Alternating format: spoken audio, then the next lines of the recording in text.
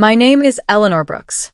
I am 68 years old, a widow, and the woman sitting alone on a sofa in a condo that no longer feels like hers. I know exactly how that sounds. But on Christmas Eve, that was my reality.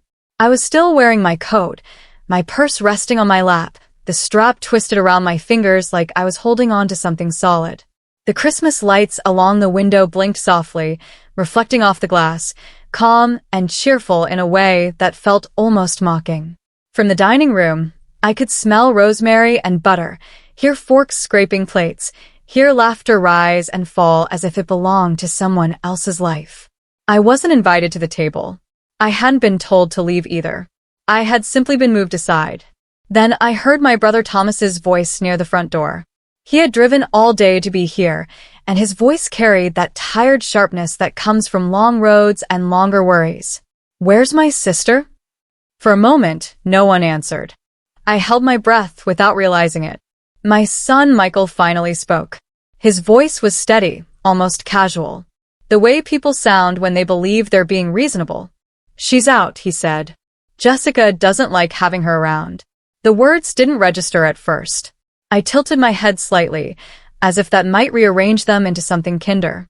Thomas didn't raise his voice. He didn't have to. "You sent her outside?" he asked. Michael laughed softly, and that laugh hurt more than the words had. "It's fine. Mom gets dramatic. Jessica deserves a peaceful holiday." Peaceful. I stared at the empty chair I had set out earlier that afternoon, the one I'd imagined sitting in with a plate balanced on my knees. In the dining room, someone lifted a glass and said, "Cheers." And the room responded like a chorus. No one noticed I wasn't there. I felt something settle deep in my chest, heavy and unmistakable. This wasn't about Christmas dinner. It wasn't about personalities or misunderstandings or hurt feelings that could be smoothed over with time. This was about my place, about whether I was still a mother or just an inconvenience that could be moved out of sight when it no longer fit the picture. As I sat there listening to my family celebrate without me, I understood something that made my hands tremble. If I didn't speak up, if I didn't draw a line I had avoided drawing for far too long, I wasn't just going to lose this holiday. I was going to lose my home. 3 years earlier, my life had already been shrinking, even if I didn't yet have the words for it. After my husband died, the house went quiet in a way that felt unnatural, like a room holding its breath. Mornings were the hardest. I would wake up before the alarm out of habit, reach for the other side of the bed, and remember all over again that there was no reason to rush, no coffee already brewing, no newspaper folded at the edge of the table. I kept busy because stillness felt dangerous. I cleaned rooms that didn't need cleaning. I reorganized drawers that already made sense. I told myself that if I stayed useful, I would stay anchored. Michael started calling more often back then. At first, those calls felt like a gift. He was my only child, and hearing his voice made the house feel less empty. He asked how I was doing, how the house was holding up, whether I'd eaten. I clung to those small check-ins more than I cared to admit. Then one evening, he asked if he could stop by with Jessica. It was raining hard that night. I remember because Michael didn't bother taking off his shoes when he came in. Water dripped onto the rug my husband and I had bought years earlier, and I noticed it in the detached way you notice things when you know something important is coming. Michael didn't sit. He stood in the entryway, hands jammed into his jacket pockets, jaw tight. Jessica stayed just behind him, polite smile in place, eyes moving slowly around my living room as if she were taking inventory. "Mom," Michael said, exhaling sharply. "I messed up." He talked fast, like if he didn't, he might lose his nerve. A side project. Extra work on nights and weekends. A deal that collapsed at the worst possible moment. He tried to fix it. He tried to cover it. The numbers only grew. When he finally said the amount out loud, it felt like the air changed. $120,000. I didn't interrupt him. I watched his hands shake as he spoke. I noticed how Jessica stepped in smoothly, finishing sentences for him when his voice faltered. "He's exhausted," she said gently. "He's barely sleeping." Michael nodded, eyes fixed on the floor. "I feel like I'm drowning." I asked him what he needed. I thought he would ask for help budgeting or time or advice. I thought foolishly that this was about guidance. Jessica glanced down the hallway instead, toward the bedrooms, toward the walls that held decades of my life. If you sold a house, she said carefully, you could downsize. You don't need all this space anymore. It would be safer for you, too. Less to manage. Safer. That word stuck. I had already slipped once on the back steps the previous winter. I remembered lying there in the cold for a moment, staring up at the sky, wondering what would happen if no one heard me fall next time. I said no. Not loudly, not angrily. Just no. Michael's face crumpled in a way that made my chest ache. He didn't yell. He didn't argue. He just looked at me like I'd let him down. You're the only one who can help me, he said. I don't know what else to do. I should have paused. I should have asked for time. I should have listened to the quiet voice inside me warning that desperation makes people careless. Instead, I thought about how empty the house felt. I thought about how silence had become my constant companion. I thought about my son, scared and ashamed, standing in front of me. So I sold the house. I watched strangers walk through the rooms where my husband and I had built a life. They commented on the lighting, the floors, the layout, as if memory were something that could be appraised and priced. On closing day, I signed papers with hands that didn't feel like my own and wrote a check that erased my son's debt. I told myself it was what mothers did. I bought a small condo in a quiet complex, all on one level, close enough to neighbors that I wouldn't feel completely alone. It wasn't home yet, but I believed it could become one. Michael hugged me in the parking lot when I moved in. He promised he and Jessica would help me settle. He promised they'd be around. 2 weeks later, he called again. Just for a little while, he said carefully. Till we get back on our feet. Could we stay with you? I stood in my new kitchen, staring at bare counters and unopened boxes. The place still smelled like fresh paint and cardboard. It felt temporary, unfinished. There was a pause, a small one, the kind that carries a lot of weight if you let it. Then I said yes. At first, it felt comforting to have people around again. Michael filled the space with noise. Jessica kept things tidy. I told myself I was lucky. I told myself this was family. But somewhere in those early weeks, without any announcement or argument, something shifted. Decisions stopped including me. My routines bent to fit theirs. My voice grew quieter. Not because I wanted it to, but because it felt like the only way to keep peace. I didn't recognize it as the beginning of something darker. I thought it was just adjustment. I thought it was temporary. Looking back now, I can see it clearly. That was the moment I stopped being the owner of my home and started becoming a guest in it. And I had no idea how much it would cost me to stay. Living together didn't fall apart all at once. That's what made it so easy to explain away. In the beginning, it almost felt like a second chance. Michael fixed a loose cabinet door without being asked. He carried groceries in and joked about how small my kitchen was compared to the old house. Some evenings the three of us sat on the couch eating takeout, and I let myself believe that selling my home had bought me something more than silence. Jessica was polite, measured, efficient.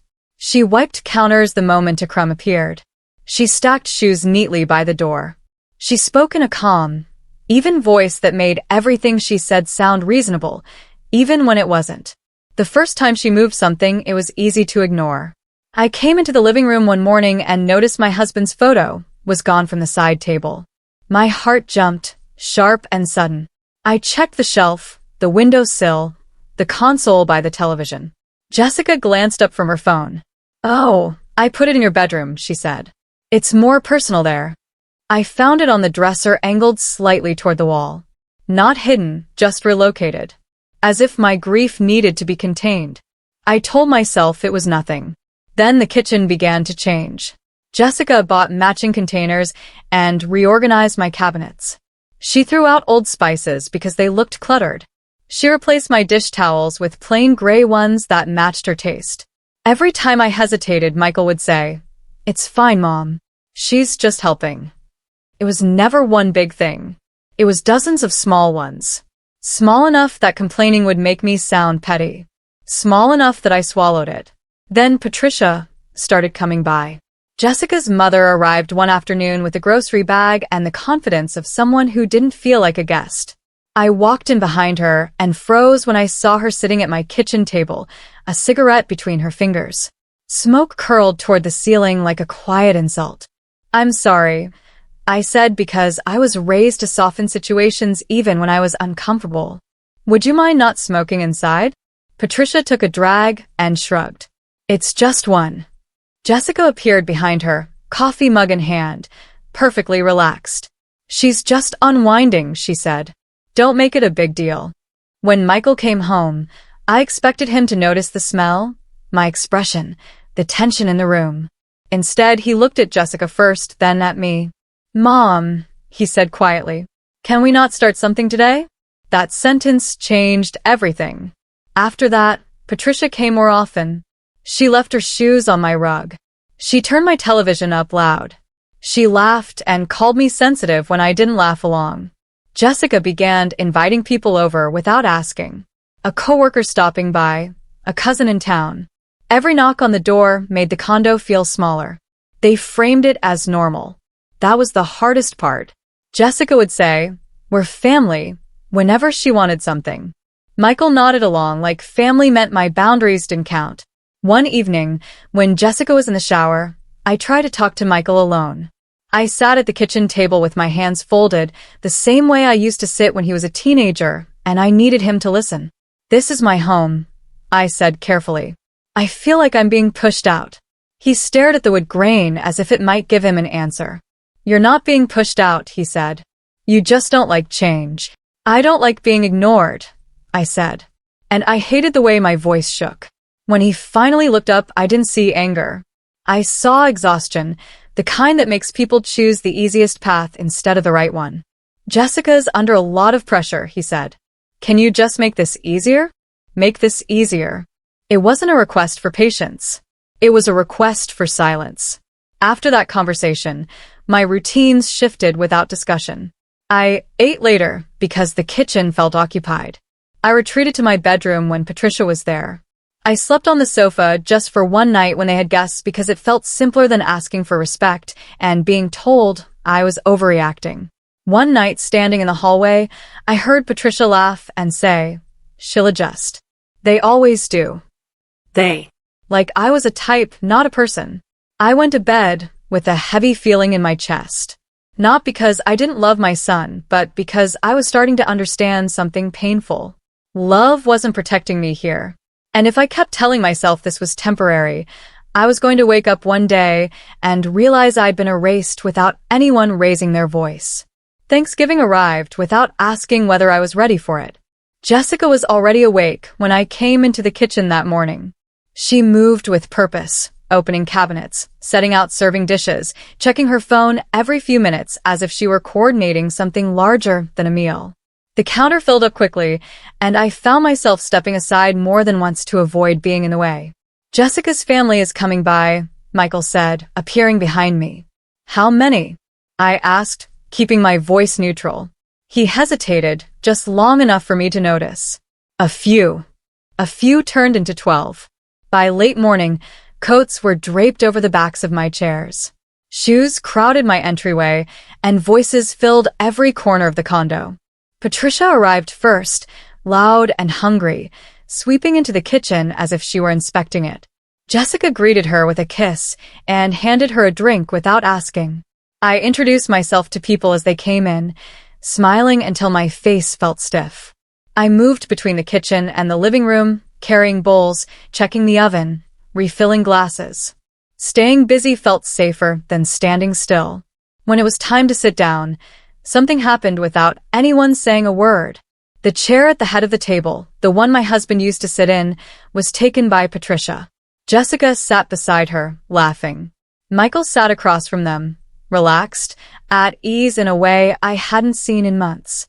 I stood there holding the gravy boat, waiting for someone to notice there wasn't a place for me. No one did. Jessica glanced up and said, "Eleanor, can you start bringing plates?" It wasn't the request that hurt. It was the certainty in her voice, like my role had already been decided. I set plates down quietly, slipping between chairs, careful not to bump anyone. Conversation flowed around me as if I were part of the furniture. Halfway through the meal, Patricia leaned back and said loudly, "You know, Eleanor's lucky we're here. Keeps her busy." People laughed. Even Michael smiled. The kind of smile meant to smooth things over. Something in me went cold. After dinner, I stood at the sink with my hands in soapy water, listening to laughter drift in from the living room. A plate slipped and cracked against the sink, the sound sharp and humiliating. Michael walked in and frowned. "Careful," he said, like I was a child. "I'm tired," I said quietly. Jessica's voice carried from the living room. "Christmas Eve might be easiest here," she said. "Everyone can come here. My home." She said it like a conclusion, not a suggestion. That night, after the guests left, I sat alone on the sofa in the dark. The condo was quiet again, but it didn't feel peaceful. It felt claimed. I thought about the check I'd written, the house I'd sold, the way sacrifice turns into entitlement when no one checks it. Over the next few weeks, the unspoken rules became clearer. Jessica kept the condo key on her ring. "Just in case," she said, smiling. Patricia referred to my living room as our space. Michael started saying "we" when talking about decisions, and I slowly realized I wasn't included in that word anymore. One afternoon, I came home with groceries and found a folder on the counter. Jessica sat at my table, flipping through papers like she owned more than the furniture. "What's that?" I asked. "Just information," she said. "Planning ahead." "For what?" She met my eyes, pleasant but firm. "For when things get harder for you." The words made my stomach tighten. I set the groceries down slowly, my hands shaking. After that, Jessica watched me more closely. If I misplaced my glasses, she'd comment lightly. If I paused to remember something, she'd offer help that felt more like a record being kept. One evening, I passed the hallway and heard her on the phone. "She forgets things," Jessica said. "It could be unsafe. We should talk to someone about options." Options. The word echoed in my head long after she hung up. When she saw me, she smiled. "Could you not wander around at night? It worries Michael." Wander? I wanted to confront my son, to demand to know what he'd agreed to. But every time I looked at him, I saw how he deferred to Jessica, how his certainty seemed borrowed from her confidence. Christmas Eve came faster than I expected. I tried to make the condo feel warm. I set out the ceramic tree my husband and I had bought years ago. I plugged in the lights. I laid out napkins with holly leaves because tradition had always been my way of saying I mattered. Michael came in with grocery bags and handed them straight to Jessica. She directed him without a word, and he followed. Jessica's family arrived in a rush of noise and perfume. Patricia walked straight into my kitchen and poured herself a drink. Dinner came together quickly, chairs filling before I could claim one. I hovered at the edge of the dining room, waiting for Michael to notice me. He didn't. So, I sat on the sofa instead, coat still on, purse in my lap, because I didn't know what else to do with myself. That's when the front door opened, and my brother Thomas's voice cut through the room. "Where's my sister?" The silence that followed felt heavy and electric. And for the first time in months, I felt something other than fear. I felt seen. Thomas didn't wait for anyone to answer him. He stepped fully into the condo, travel bag still in one hand, eyes moving slowly from the crowded table to the sofa where I sat with my coat on. When he saw me like that, something tightened in his jaw. He didn't look angry yet. He looked focused, which was worse. "Eleanor," he said gently, "why aren't you sitting down?" Before I could answer, Michael spoke up a little too quickly. "She's fine. She just wanted some quiet." Thomas turned to him. "Did she say that?" Michael hesitated. Just a second, but it was enough. Jessica straightened her shoulders. "She gets overwhelmed," she said calmly. "We're just trying to keep things peaceful." Thomas nodded slowly, like he was filing that away. Then he reached into his coat pocket and pulled out his phone. "I've driven 8 hours to be here," he said. "Not for dinner, for my sister." The room went quiet in that uneasy way people get when they realize something has shifted. Thomas looked at Michael. "Do you know what elder abuse looks like?" Michael blinked. "What are you talking about?" Thomas didn't raise his voice. He didn't need to. It looks like someone being pushed out of their own home. It looks like someone being told they're confused when they're not. And it looks like plans being made without their consent. Jessica's smile stiffened. This is ridiculous. Thomas held up his phone. I heard enough last week to stop pretending. That's when Michael's face changed. Not anger, not disbelief. Fear. What did you hear? He asked. Thomas's eyes never left Jessica. Enough about options. Enough about paperwork. Enough about how convenient it would be if my sister wasn't making decisions anymore. Patricia stood up so fast her chair scraped the floor. This is a misunderstanding. Thomas finally looked at her. Then you won't mind leaving. Jessica opened her mouth. Thomas spoke first. Everyone who doesn't live here needs to go now. No one argued. Not really. The confidence drained out of the room as coats were grabbed and chairs pushed back. Patricia walked past me without a word. Jessica paused at the door, waiting for Michael. He didn't follow. When the door closed, the silence felt different, lighter, like a pressure had lifted. Michael stood there, hands shaking. Mom, he said. I didn't know it was like that. I stood up slowly. My legs felt weak, but my voice didn't. This is my home, I said. And from now on, I decide who stays. He nodded, tears in his eyes. Thomas stayed with me that night. In the weeks that followed, he helped me change the locks, organize my documents, and talk to a lawyer about protecting what was mine. Michael moved out, not in a dramatic fight, just quietly, like someone realizing they no longer belonged. Months later, he came back alone. He told me he was in therapy. He told me he was sorry. I listened. I didn't forgive him right away. I gave him boundaries instead. By summer, I sold the condo and moved closer to Thomas. On my first morning there, I sat by the window with a cup of coffee, sunlight warming the table. For the first time in years, I felt safe and I finally understood something. Love doesn't mean enduring whatever someone does to you. Love means knowing when to stand your ground, even when the person you're standing up to is your own child.